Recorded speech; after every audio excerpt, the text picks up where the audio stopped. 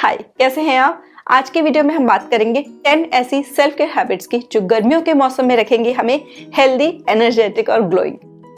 देखिए, सबसे पहली हैबिट ये है कि गर्मियों के मौसम में हमें कोशिश ये करनी है कि जितने भी हमारे के फिजिकल स्ट्रेस वाले काम है ना, जिनमें मेहनत लगती हो बॉडी के लेवल पे, वो हम जितना हो सके कूलर टेम्परेचर में करें। जैसे कि किचन में जब हम काम करते हैं तो बहुत गर्मी होती है ना, तो हम कोशिश ये करें कि सुबह सुबह जो ठंडक वाला टाइम होता है ना, जो बहुत तेज धूप नहीं निकली होती है उस टाइम पे, तो सुबह सुबह हम जितने ज्यादा घर के काम हो सकते हैं वो कर लें और बाकी जो रह जाए वो हम शाम के बाद काम करें। ऐसे ही जब हम वर्कआउट करें वो भी कूलर टेम्परेचर जब होता है दिन का, कंपैरेटिवली जो अर्ली मॉर्निंग होता है या फिर लेट इवनिंग होता है, उस टाइम पे हम वर्कआउट करें।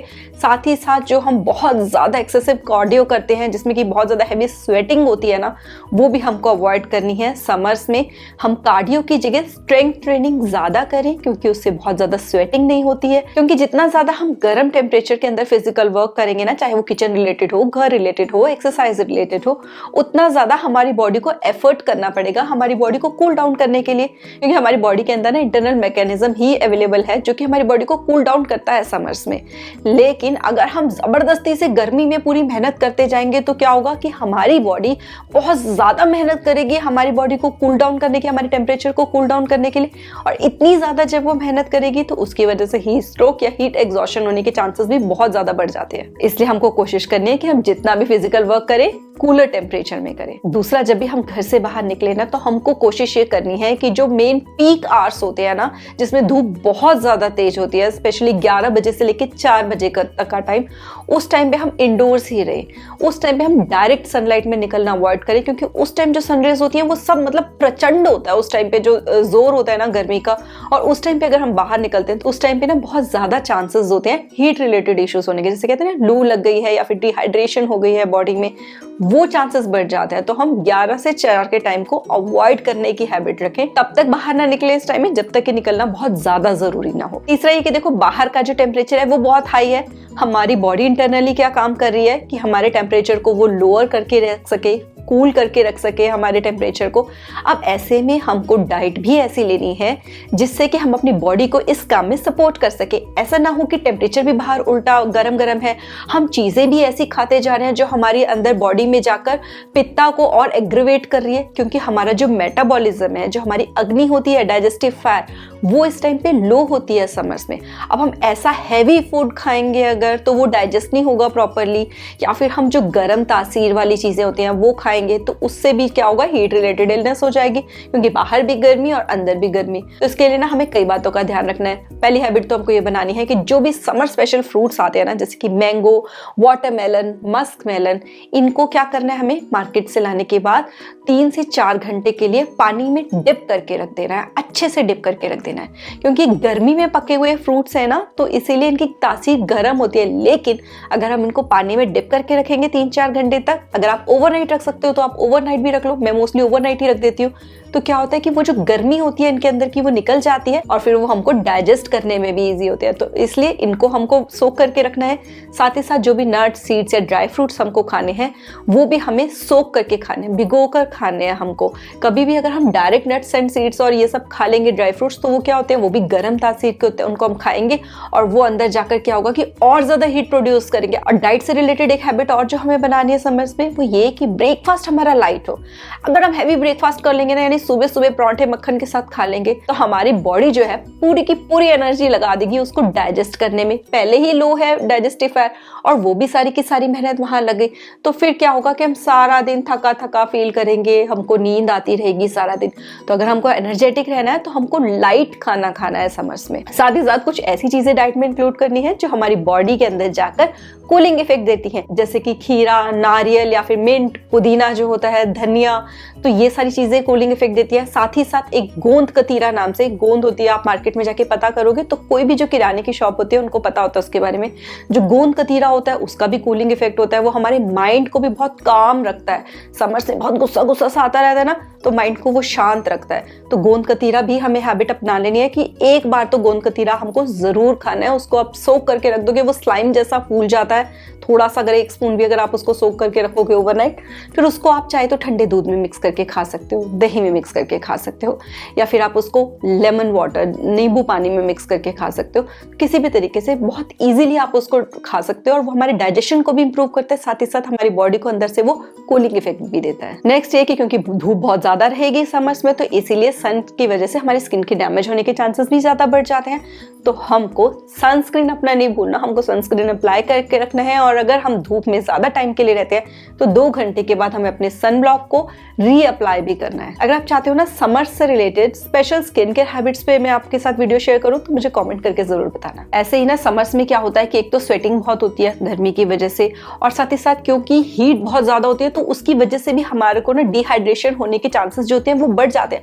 पानी जो होता है सूखने लग जाता है हमारे अंदर का। तो इसलिए हमको पानी का इंटेक जो अपना थोड़ा सा बढ़ा देना है समर्स में। थोड़े थोड़े टाइम के बाद हमको पानी पीते रहना चाहिए।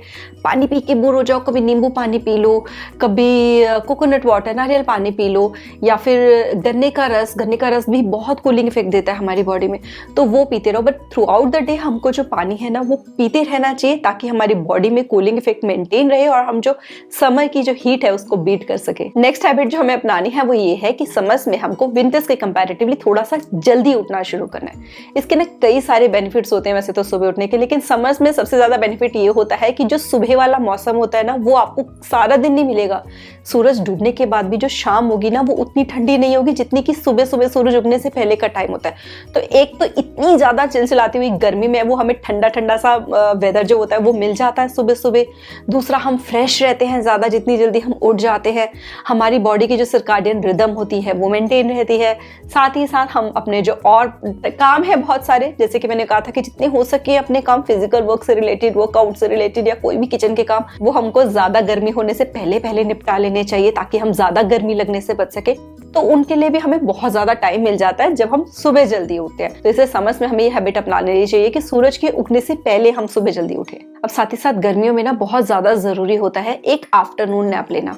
अगर आप ऑफिस जाते हो और आपके पास दिन में टाइम नहीं निकल पाता कि आप नई नैप ले पा रहे हो, तो आप कोशिश करो कि 10-15 मिनट के लिए ना आईज क्लोज करके वहां पे रिलैक्स कर लो अच्छे से। एक छोटी सी ब्रेक हो जाएगी पावर नैप जैसी। वो इसलिए जरूरी होता है क्योंकि देखो बाहर जब टेम्परेचर ज्यादा होता है ना समर्स में, तो हमारी बॉडी कॉन्स्टेंटली काम करती रहती है हमारे टेम्परेचर को कूल डाउन रखने के लिए। तो उससे हम अपनी बॉडी को कूल रहने में, काम रहने में सपोर्ट करते हैं और हीट का प्रोडक्शन जो होता है वो कम हो जाता है। साथ ही साथ उस छोटी सी नैप, उस छोटे से ब्रेक से ना हम एकदम से और ज्यादा रिफ्रेश्ड और एनर्जेटिक फील करते हैं, जिससे कि जो लेटर आवर्स होते हैं डे के उसमें हम और ज्यादा प्रोडक्टिव होते हैं। अब क्योंकि समर्स में जो पित्ता एलिमेंट होता है वो हमारा थोड़ा ज्यादा एक्टिव हो रहा होता है, तो इसकी वजह से क्या होता है कि गुस्सा भी समर्स में थोड़ा ज्यादा आता है, हम चिड़चिड़े भी थोड़े ज्यादा हो जाते हैं। तो उस चीज को रिलैक्स्ड करने के लिए, उस चीज को, स्ट्रेस को, हमको जो ये समर से रिलेटेड आता है उसको अपने माइंड को काम रखने के लिए हमको कुछ ना कुछ माइंडफुलनेस प्रैक्टिस करनी चाहिए। हम मेडिटेट करें, डीप ब्रीदिंग करें, कुछ रिलैक्सेशन टेक्निक्स जरूर हम फॉलो करें। ये हैबिट हमको डेवलप करनी ही करनी है समर्स में,